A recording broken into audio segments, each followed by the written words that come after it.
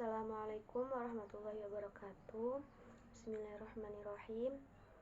Di sini saya mahasiswi atas nama Qori Lubis Syifa, NIM 2021 096 011 975.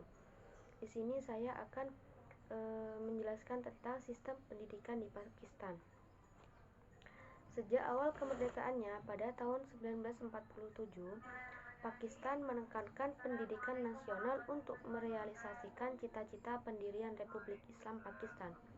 Oleh sebab itu, Pakistan adalah negara Republik Islam yang mengimplementasikan ajaran agama Al-Quran dan Al-Hadis dalam kehidupan modern, termasuk bidang pendidikan. Kebijakan yang ditetapkan oleh pemerintah Pakistan yaitu kebijakan non-co-education, sebab non-co-education dipandang bertentangan dengan konsep Islam.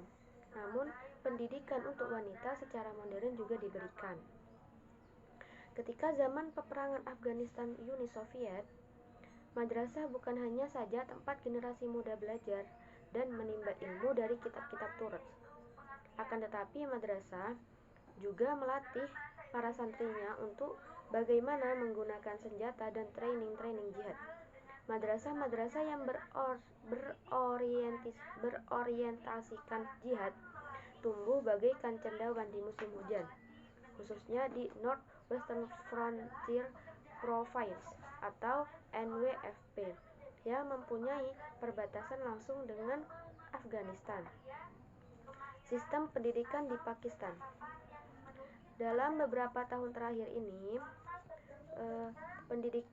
sistem pendidikan tinggi setelah masuknya madrasah, sekolah Islam yang fokus pada mengajar siswa, kebanyakan orang miskin, mata pelajaran agama Al-Quran dan juga lain sebagainya.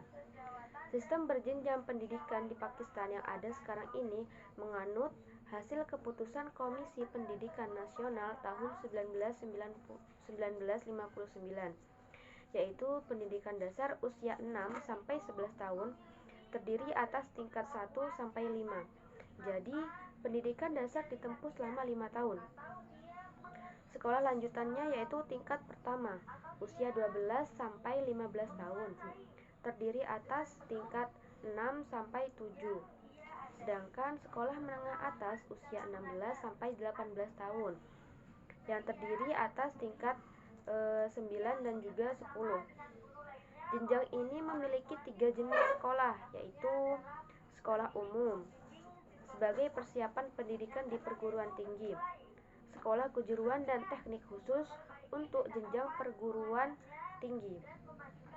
Sejak pemisahannya dengan India tahun 1947, Pakistan hanya memiliki satu universitas, yakni Universitas Punjab di Lahore.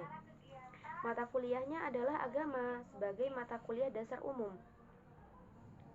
Setelah berdirinya Pakistan, kajian tentang Islam meningkat pesat. Universitas Punjab mendirikan sebuah departemen Islamiyat pada tahun 1950. Setelah itu, berdiri berbagai perguruan kebudayaan Islam pada awal tahun 1950-an. Pada tahun 1963, sebuah lembaga pendidikan didirikan lagi, yang semula madrasah lalu diubah menjadi Jamiah Abbasiyah. Dalam hal kurikulumnya, lembaga ini dipengaruhi oleh Universitas Al-Azhar Mesir. Kemudian pendidikan di Pakistan ini termasuk yang sangat buruk dikarenakan rendahnya tingkat investasi publik, sehingga pengeluaran pemerintah untuk pendidikan tidak sesuai dengan pendapatan dan alokasi dana pemerintah minim terhadap pendidikan tinggi. Lembaga pendidikan yang lebih rendah seperti sekolah dasar menderita di bawah kondisi seperti kelas berpenghasilan rendah tidak dapat menikmati subsidi dan pendidikan yang berkualitas. Akibatnya, Pakistan memiliki salah satu tingkat terendah melek huruf di dunia dan yang terendah di antara negara-negara sumber daya komparatif dan situasi sosial ekonomi. mengatur sistem pendidikan formal Iran secara sederhana adalah pendidikan prasekolah, pendidikan dasar, pendidikan menengah, dan pendidikan tinggi. Kebijakan pendidikan di Pakistan dan juga di Indonesia sama, yakni menjadikan pendidikan wajib belajar bagi warga negaranya. Hanya saja di Pakistan wajib belajarnya hingga tingkat SLTA, sementara di Indonesia hanya sampai tingkat SLTP. Problematika pendidikan yang terjadi di Pakistan adalah adanya sinyalemen yang mengidentifikasikan sebagai lembaga pendidikan agama atau madrasah yang terlibat dalam gerakan teroris. Sementara di Indonesia juga terdapat hampir sama dengan Pakistan, yakni masih banyaknya anak yang putus sekolah di Indonesia dan juga di Pakistan.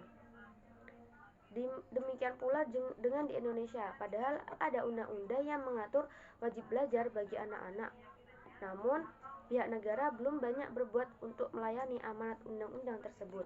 Terbukti tidak ada punishment bagi orang tua yang tidak melaksanakan wajib belajar, sebagaimana yang diamanatkan oleh masing-masing undang-undang wajib belajar baik di Pakistan dan demikian pula di Indonesia.